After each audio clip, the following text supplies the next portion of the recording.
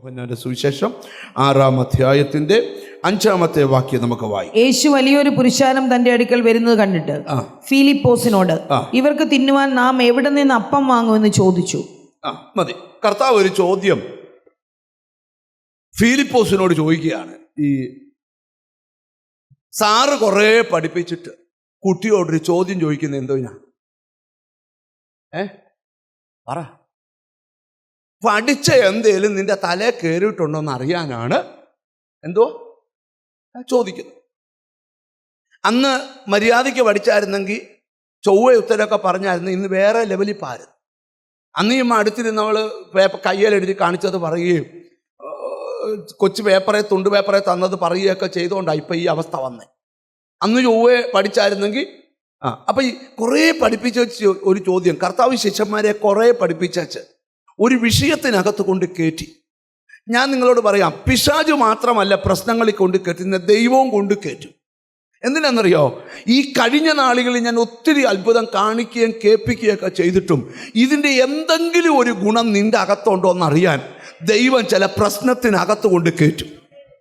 എന്നോട് ദൈവം ഒരു വാക്കൂടെ പറയുന്നു, ചിലരുടെ പരീക്ഷ ഇന്ന് പൊട്ടണമെങ്കിൽ അതിനകത്തൊരു ദൈവപ്രവൃത്തി നടക്കണം.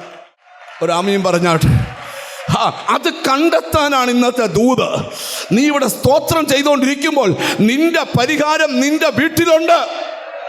എത്ര പേർ വിശ്വസിക്കുന്നവരുണ്ട്? നിന്റെ പരിഹാരം എവിടെ ഉണ്ട്?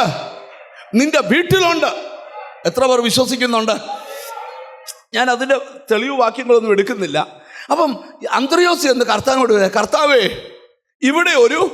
ഇവിടെ ഒരു ബാലകനുണ്ട്, അവന്റെ പക്കൽ 5 യവത്തപ്പോ 2 മീനുമുണ്ട്. മതി. നിങ്ങൾ ശ്രദ്ധിക്കണം. നിങ്ങൾ എന്നെ നോക്കിയേ. 25,000 പേര് ഒരു സൈഡിൽ, ഇപ്പുറത്തെ സൈഡിൽ 5 അപ്പവും 2 മീനും. 5 അപ്പവും 2 മീനും കണ്ടിട്ട് പത്രോസ് പറയുക, 20,000 രൂപ കൊണ്ട് നടക്കുന്നില്ല, പിന്നെ ഈ 5 അപ്പം. യോഹന്നാൻ പറയാ മാറോടൊക്കെയാ ചാരി ഇരിക്കുന്നത്. എന്നാലും പുള്ളി പറയുക പിന്നെ ഈ അപ്പം കൊണ്ട് എന്തോ നടക്കാൻ. പക്ഷെ അന്ത്രയോസ് പറയാ, കർത്താവേ എനിക്കൊന്ന് പറയാനുണ്ട്. ചിലരോട് സാറുമാർ ചോദിക്കുമ്പോൾ ഞാൻ പറയാം തെറ്റാന്നേലും ചാടി എഴുന്നേക്കുന്നവരുണ്ട്. എനിക്കൊന്ന് പറയാനുണ്ട്.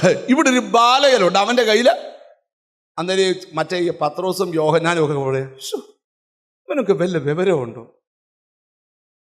വിവരമില്ലാത്ത വർത്താനം പറയുന്നവർ. കർത്താവ് പറഞ്ഞു, നീ ഇങ്ങ് വരാമോ, ഞാൻ ബാലകനെ വിളിച്ചോണ്ട് വരാൻ പറഞ്ഞു. ഞാനൊരു കാര്യം നിങ്ങളോട് പറയാം. ഒരു പ്രശ്നത്തിൽ കൊണ്ട് കയറ്റുമ്പോൾ തന്നെ ആ പ്രശ്നത്തിനകത്ത് ഒരു ബാലകന്റെ കയ്യിൽ അപ്പവും കൊടുത്ത് ദൈവം കയറ്റി നിർത്തിയിട്ടുണ്ട്. എന്താ ഇതിന്റെ ദൂത്?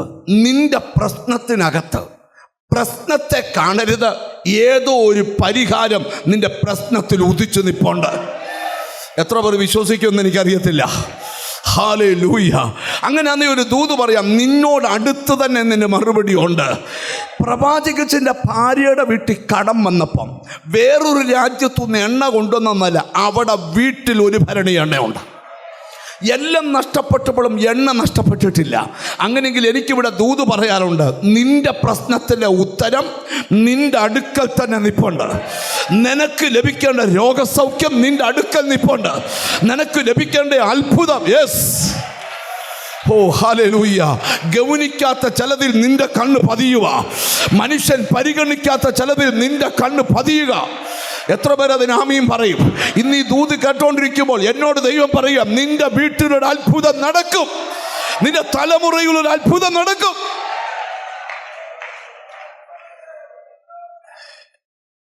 $20,000 കൊണ്ട് നടക്കാത്ത കാര്യമാണ്. ഞാൻ ചുമ്മാ ഒരു കണക്ക് പറഞ്ഞ കേട്ടോ. 20,000 എന്നും പറഞ്ഞ് എൻ്റെ പുറകെ ഒന്നും വരരുത്. എവിടെ പുസ്തകത്തിൽ 20,000? ഞാൻ ചുമ്മാ പറഞ്ഞ മലയാളിയുടെ കണക്കനുസരിച്ച് 5 അപ്പവും 2 മീനും. ഞാൻ നിങ്ങളോട് പറയാം, ചെറിയതിൽ നിന്ന് നിന്റെ വലിയ കാര്യങ്ങളെ പരിഹരിച്ച് തരുന്ന ദൈവകരം. നിന്റെ ലൈഫിൽ ഏറ്റവും ചെറുതെന്ന് തോന്നിയതിനകത്ത് ഏറ്റവും വിലയേറിയത് തമ്പുരാൻ ഒളിപ്പിച്ചു വെച്ചിട്ടുണ്ട്. നിന്നെ തൃപ്തനാക്കാൻ ദൈവം തീരുമാനിച്ചിട്ടുണ്ട്. എത്ര പേരതിന് ആമീൻ പറയും? ഇന്നിവിടുന്ന് പോകുന്നതിന് മുമ്പ് നിന്നെ സംതൃപ്തിയോടെ മടക്കി അയക്കാൻ, ഏതു വിഷയത്തിൽ നീ വിഷമിച്ചോ, ഏതു വിഷയത്തിൽ നീ സങ്കടപ്പെട്ടോ, ഏതു വിഷയത്തിൽ നീ കരഞ്ഞോ, എത്ര പേർക്ക് ആത്മാവ് മനസ്സിലാക്കാൻ പറ്റുമെന്ന് എനിക്കറിയത്തില്ല. നിന്റെ കണ്ണ് ചിലതിനെ നോട്ടമിട്ടിട്ടുണ്ട്. നിന്റെ കണ്ണ് ചിലതിനെ നോട്ടമിട്ടിട്ടുണ്ട്. ആത്മാവ് എന്നോട് പറയുന്ന നോട്ടമിട്ട കാര്യം